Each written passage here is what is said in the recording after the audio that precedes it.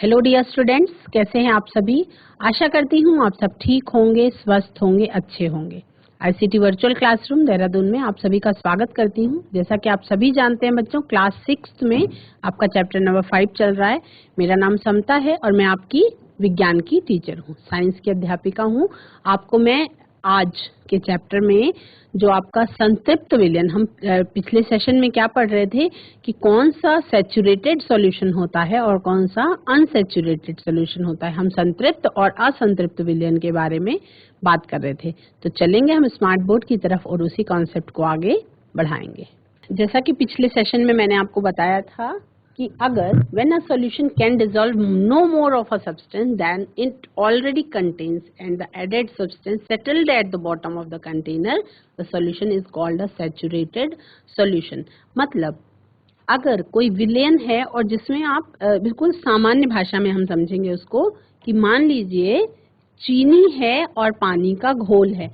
तो चीनी और पानी के घोल में हम चीनी घोलते जाते हैं, घोलते जाते हैं, घोलते जाते हैं, पर कभी हमने इसको फील नहीं किया, कभी हमने देखा नहीं। इसको हम एक एक्टिविटी के थ्रू समझ सकते हैं कि अगर आप थोड़े से पानी में शुगर को डिसॉल्व करने की कोशिश करते हैं तो एक लिमिट तक ही शुगर आप उसमें डिसॉल्व कर सकते हैं। उसके बाद क्या होता है, जिसको कहते हैं कि पानी जो है एक लिमिट के बाद उस शुगर को एक्सेप्ट नहीं करता है। यानी कि पानी एक समय के बाद शुगर जो चीनी है वो उसमें घुलेगी नहीं।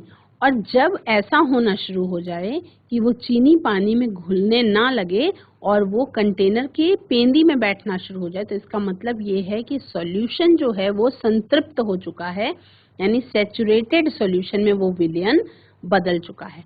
और इसी तरह से अनसैचुरेटेड सॉल्यूशन का मतलब है कि एक ऐसा सॉल्यूशन जिसमें जो सब्सटेंस है, जो पदार्थ है, जैसे हम चीनी और पानी के घोल का उदाहरण लेके बात कर रहे हैं, तो जब तक उसमें चीनी घुलती जाएगी तब तक वो असंतृप्त विलयन कहलाएगा। और जिस पॉइंट मूवमेंट पे चीनी घुलना बंद हो जाएगी उसी पॉइंट के बाद वो सैचुरेटेड सॉल्यूशन या संतृप्त विलयन कहलाएगा।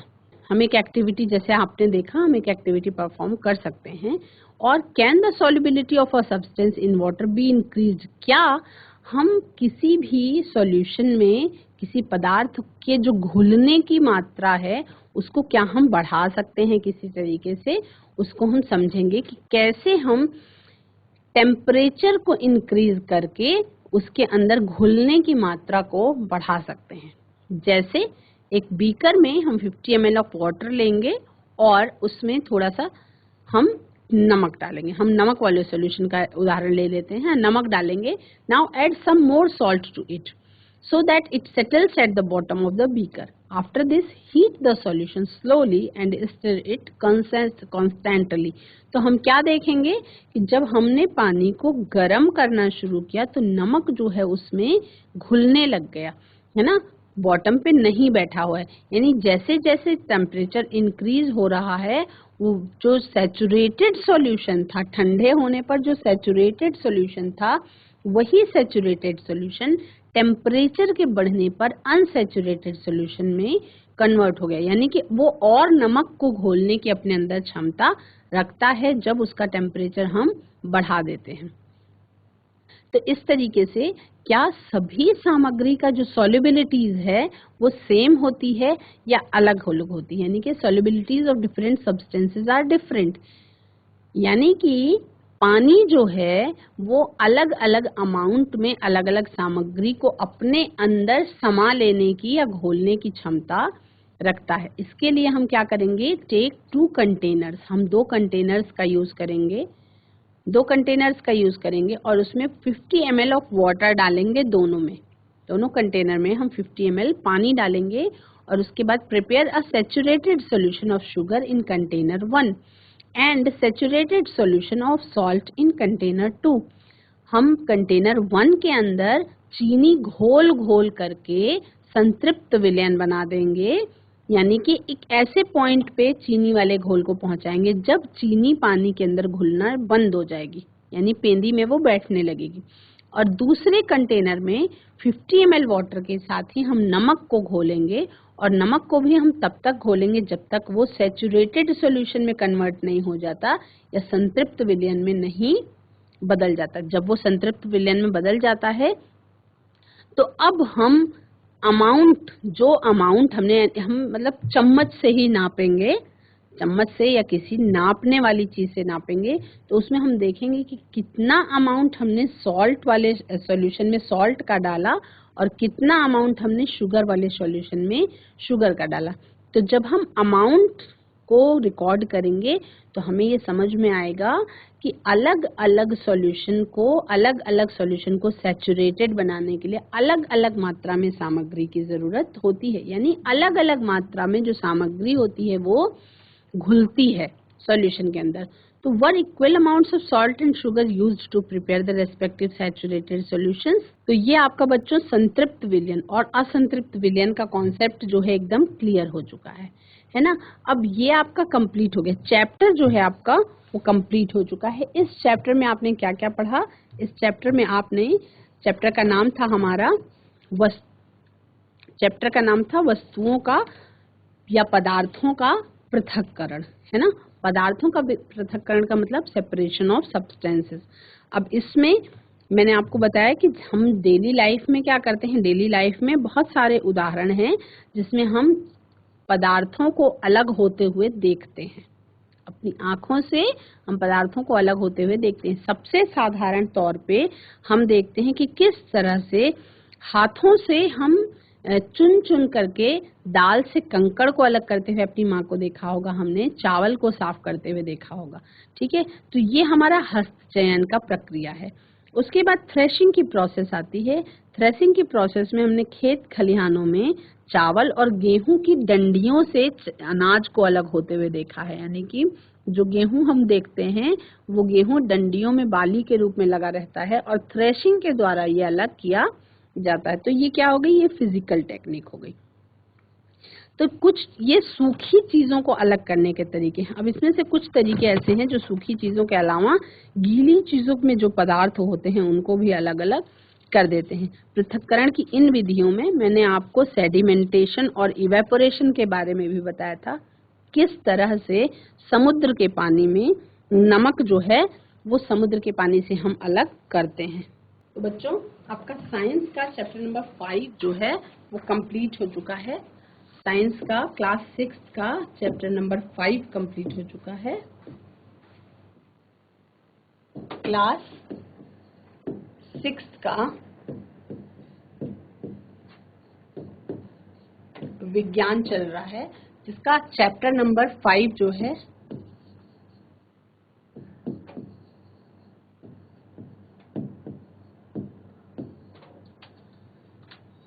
पदार्थों का पृथक्करण यानी कि सेपरेशन ऑफ सब्सटेंसेस। पदार्थों का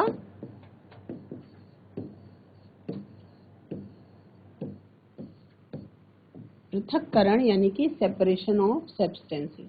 इस चैप्टर में आपने क्या क्या चीज पढ़ी? इस चैप्टर में आपने बहुत सारे अलग अलग प्रक्रियाओं के बारे में पढ़ा, है ना। जिसमें आपने क्या चीज पढ़ी? आपने पढ़ी कि किस तरह से हम हैंड पिकिंग मेथड के द्वारा, हैंड पिकिंग यानी कि हस्त चयन की प्रक्रिया के द्वारा किस तरह से हम सूखी चीजों को अगर मिश्रण में है तो उनको अलग कर पाते हैं। जैसे उदाहरण के लिए अगर दाल में या चावल में कंकड़ हैं तो उनको हम हस्त चयन के द्वारा ही अलग कर लेते हैं, ठीक है। उसके अलावा हमने और भी कुछ और तरीकों से सीखा था, जैसे थ्रेशिंग। जैसे कौन सी प्रोसेस है? थ्रेशिंग। जो थ्रेशिंग की प्रोसेस जो हाथ से भी होती है और आज के समय में एडवांस टेक्नोलॉजी होने के कारण थ्रेशिंग की जो प्रक्रिया है इसको हम मशीन से भी परफॉर्म करते हैं। और थ्रेशिंग की प्रोसेस को कंप्लीट करने के लिए आज के समय में कंबाइन नाम की भी मशीन आती है जो खेत के अंदर ही गेहूं को अलग कर देती है और जो डंडियां होती हैं उनको भूसे के रूप में अलग निकाल देती है। ये प्रक्रिया जो होती है वो किस मशीन के द्वारा होती है? प्रक्रिया होती है कंबाइन।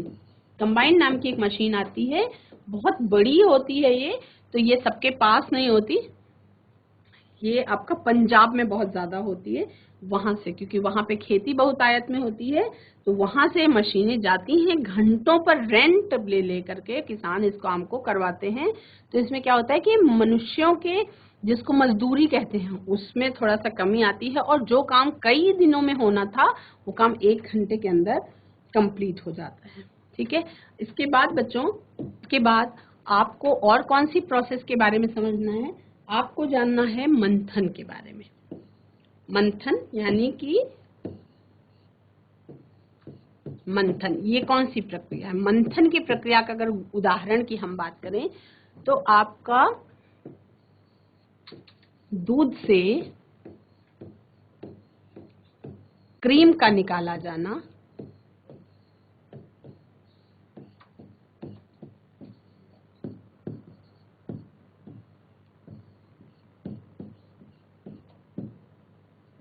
दूध से क्रीम का निकाला जाना मंथन की प्रक्रिया के द्वारा होता है। और दही से मक्खन का अलग किया जाना, दही से मक्खन का अलग किया जाना गई है। इसके बाद प्रक्रिया आती है बच्चों, जिसके बारे में मैंने आपको बताया था, डिकैंटेशन। डिकैंटेशन का मतलब उस पानी का बर्तन बदलने की प्रक्रिया। जो पानी रेतीला वाला आपने बर्तन में छोड़ा था, उसमें रेत अब अलग हो चुकी है, नीचे बैठ चुकी है, और पानी को बर्तन बदल करके दूसरे पानी में, दूसरे बर्तन में उस पानी को उड़ेलना, इस प्रक्रिया को हम क्या कहते हैं? निस्तारण कहते हैं। तो जिसको हम कहते हैं सेडिमेंटेशन वाला जो मिश्रण है, जो अवसादित मिश्रण है,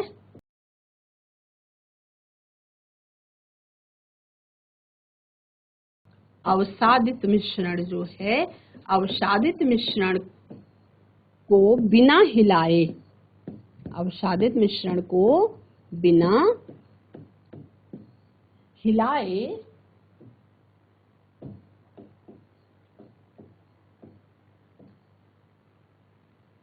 जल को मिट्टी सहित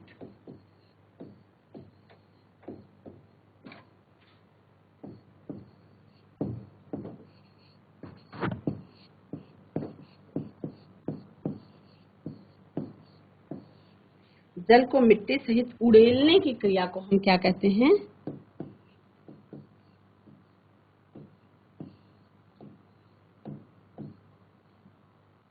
उड़ेलने की क्रिया को हम निस्तारण कहते हैं।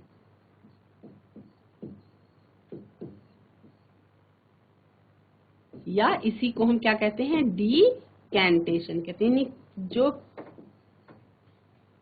जो बर्तन है उसको बदला जाना, यही प्रक्रिया जो है डीकैंटेशन कहलाती है। इस प्रक्रिया में हमने देखा कि सेडिमेंटेशन, डीकैंटेशन, और तीसरी प्रोसेस थी जिसे हम निस्यंदन या फिल्ट्रेशन के नाम से जानते हैं। जो लास्ट प्रोसेस थी वो क्या थी आपकी? सेडिमेंटेशन आपने पढ़ लिया, आपने डिकैंटेशन पढ़ लिया। तीसरी प्रक्रिया के बारे में मैंने आपको बताया था, वो प्रक्रिया है बच्चों जिसे हम फिल्ट्रेशन या निस्यंदन के नाम से जानते हैं। तो फिल्ट्रेशन के नाम से आपको समझना आसान है, और निस्यंदन थोड़ा सा हिंदी शब्द है जिसके बारे में अगर आप नहीं जाने तो फिल्ट्रेशन को ही हम निस्यंदन कहते हैं। फिल्ट्रेशन, और इसी को हम कहते हैं निस्यंदन। फिल्ट्रेशन को ही हम क्या कहते हैं? निस्यंदन कहते हैं। तो निस्यंदन क्या है? जब किसी द्रव में उपस्थित, जब किसी द्रव में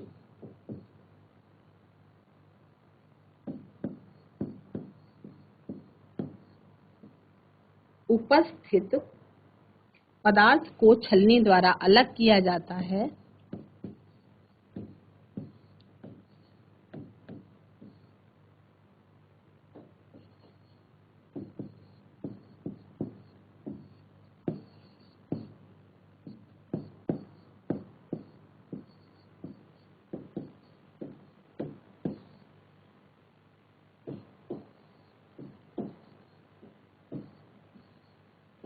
तो ये प्रोसेस क्या कहलाती है?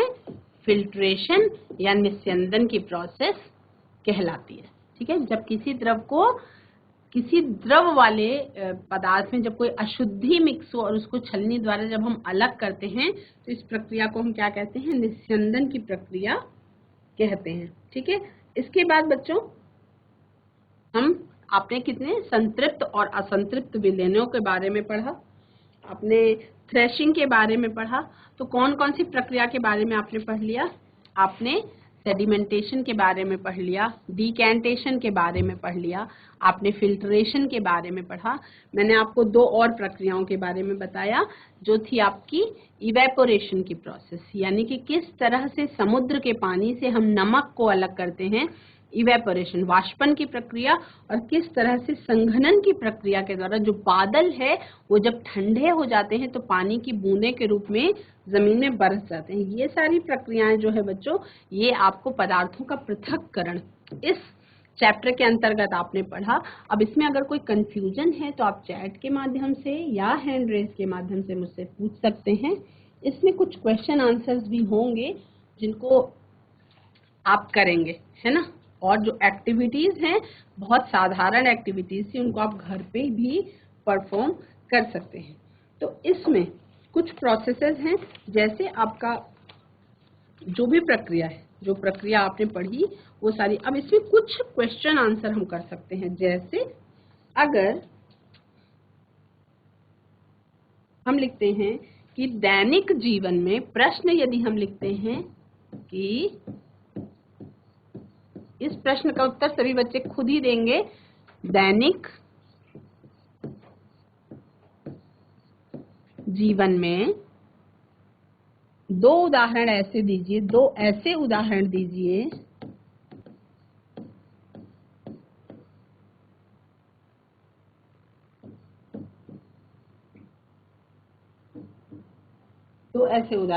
जिनमें हम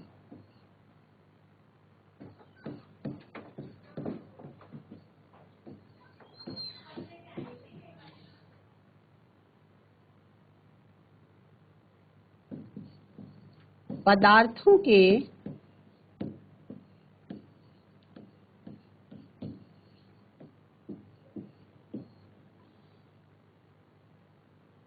किसी मिश्रण से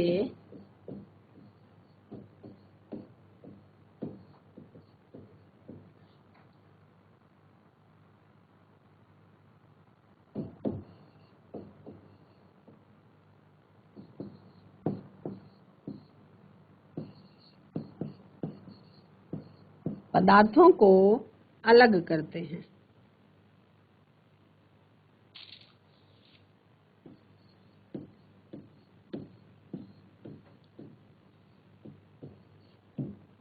यानी कि आपकी डेली लाइफ में 2 ऐसे एग्जाम्पल्स आपको देने हैं जिनमें हम किसी मिश्रण के अंदर से कोई चीज अलग करते हैं, है ना। तो उसमें हम जो आपका दैनिक जीवन का बताना है, तो सभी बच्चे सोचेंगे और उसके बाद फिर हम डिस्कस करेंगे कि किस तरह से दैनिक जीवन में 2 ऐसे कौन से उदाहरण हैं जो आप अपने घर में देखते हैं, जिसमें 2 चीजें मिक्स हैं आपस में और किसी प्रक्रिया के तहत क्या करते हैं, हम उनको अलग कर देते हैं। 2 सामान आपस में मिक्स हैं और उन्हें कुछ प्रक्रिया के तहत हम क्या कर देते हैं, अलग कर देते हैं। तो इसमें देखिए, उत्तर में हम पहले नंबर में क्या लिख सकते हैं? उत्तर में हम पहले नंबर में बच्चों लिख सकते हैं, एक तो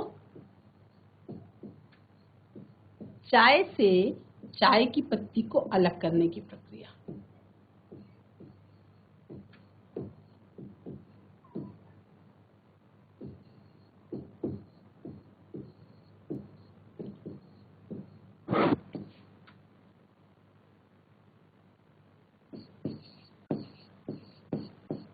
चाय पत्ती से चाय को अलग करने की प्रोसेस, ये आप अपने घर में दैनिक जीवन में रोज ही देखते हैं कि चाय बनाने के बाद छन्नी से छान करके चाय की पत्ती को अलग कर दिया जाता है। तो ये एक प्रोसेस हो गई छानने की प्रक्रिया, जिसे हम सीविंग की प्रोसेस कहते हैं।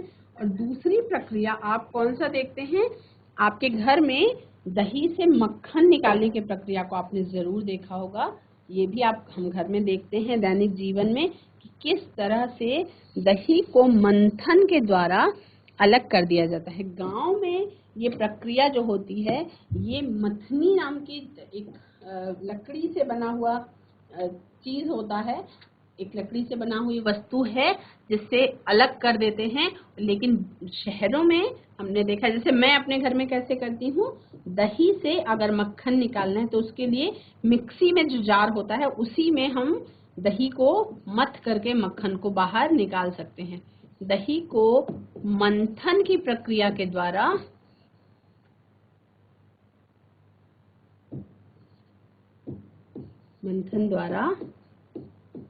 मक्खन को अलग करना।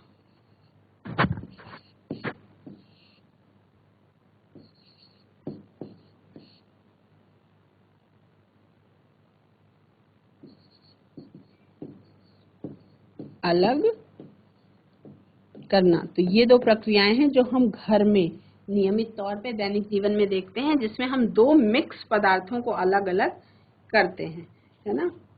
तो अब कुछ हम फिल इन द ब्लैंक्स करेंगे बच्चों।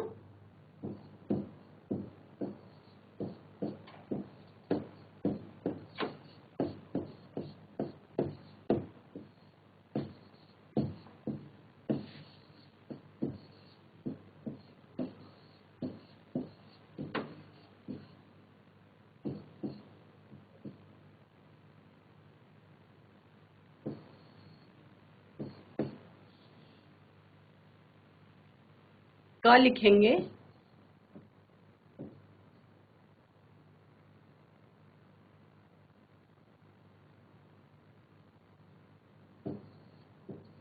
धान के दानों को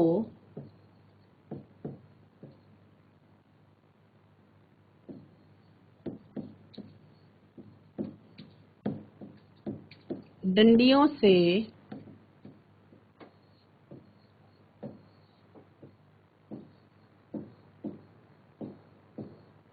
पृथक करने की विधि।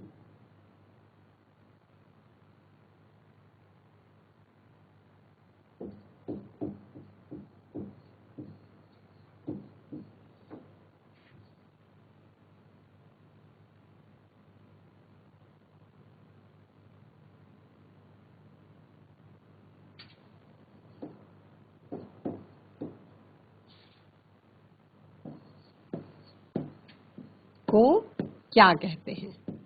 धान के दानों से डंडियों को पृथक यानी अलग करने की विधि को हम क्या कहते हैं? तो आप सभी को पता है कि खेत में जो धान है वो उसमें डंडियां होती हैं, यानी स्टेम्स जो होती हैं, उसमें बालियों के रूप में धान जो है वो लगा हुआ होता है। और धान जो हमें खाते हैं, हम जो राइस, जो हम चावल खाते हैं, उस चावल के छिलके सहित, उस चावल के ऊपर जो छिलका होता है उसके सहित जो दाने होते हैं उसको हम कहते हैं धान। अब धान के दानों को डंडियों से अलग करने के लिए कौन सी विधि को अपनाया जाता है? तो उसको अपनाया जाता है बच्चों उसमें थ्रेशिंग।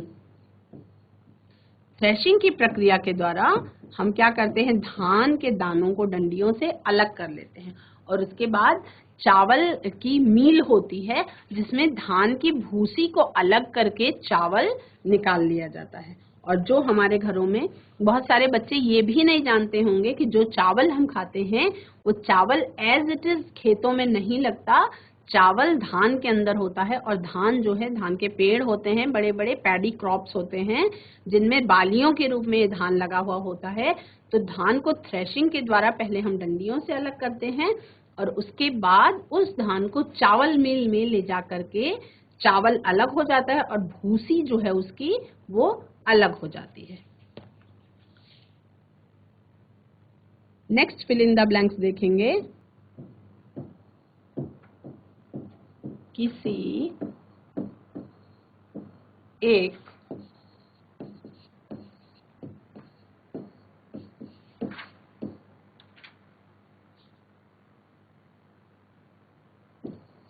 एक कपड़े पर दूध को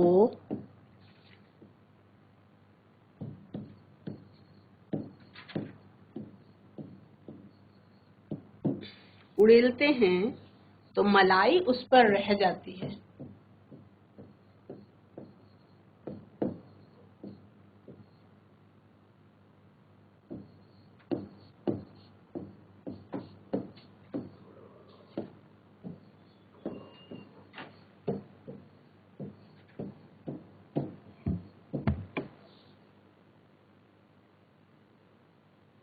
तो पृथक्करण की ये प्रक्रिया क्या कहलाती है, इसका क्या नाम है?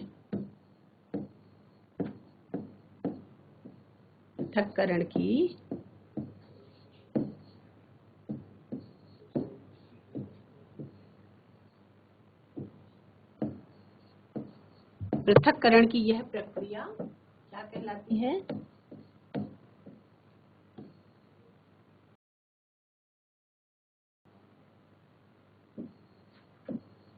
कहलाती है।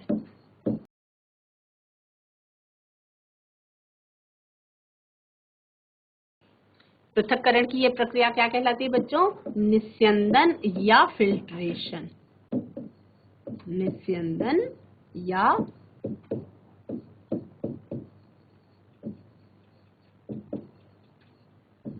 या फिल्ट्रेशन कहलाती है।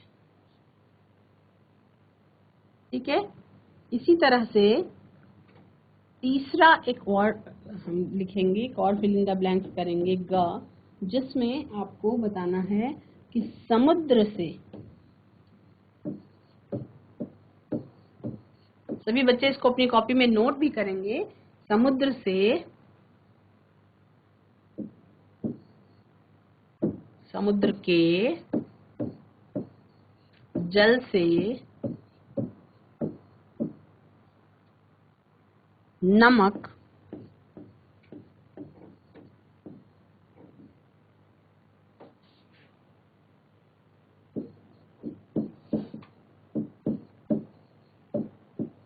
प्रक्रिया द्वारा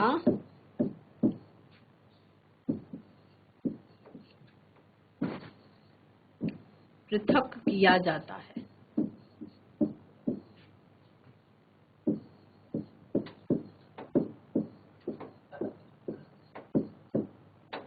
तो समुद्र के जल से नमक जो है वो वाष्पन की प्रक्रिया द्वारा पृथक किया जाता है, जिसे हम इवेपोरेशन भी कहते हैं।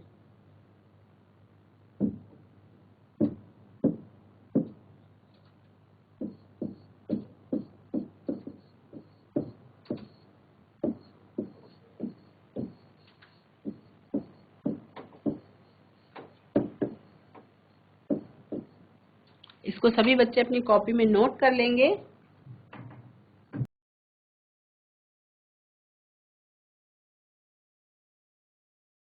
बच्चों, क्लास 6 में आज चैप्टर नंबर 5 आपका कंप्लीट हो गया है। चैप्टर नंबर 5 में वस्तुओं के पृथक्करण, जो पदार्थों को अलग करने के तरीके थे, उनके बारे में हमने बात करी। अगर कहीं किसी प्रकार की आपको कंफ्यूजन रह गई है तो आप उसको, मैंने पहले भी बताया था, चैट के माध्यम से या हैंड रेज के माध्यम से पूछ सकते हैं। किसी भी समय पे प्रॉब्लम का सोल्यूशन कर दिया जाएगा।